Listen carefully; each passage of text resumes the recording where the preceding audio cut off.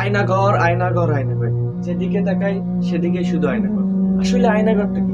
চলুন আমি আজকে সরকারের বিস্তারিত বলে আসি। তো guys, কি অবস্থা সবার? আশা করি সকালে ভালো আছে। তো আমি আছি রিপন আপনাদের সাথে। তো আমি আজকে শেয়ার করবো আয়নাঘরের কিছু চিত্র।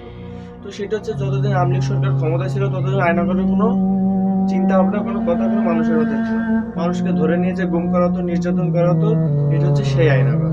এই আয়নাঘরে অসংখ্য হাড়গোড় পড়ে আছে। আপনারা এখন বর্তমানে দেখতে পারতেছেন অনেক হাড়গোড় পড়ে আছে। তো এগুলো আমাদের মতো সাধারণ জনগণের।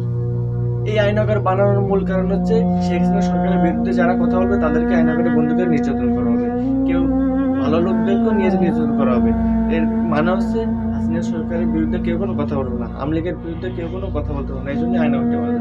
আর এই আয়নাঘরটি পাহারা দিত সরকারি কর্মকর্তারা, তারই সরকারি কর্মকর্তারা এই আয়নাঘরটি পাহারা দিত।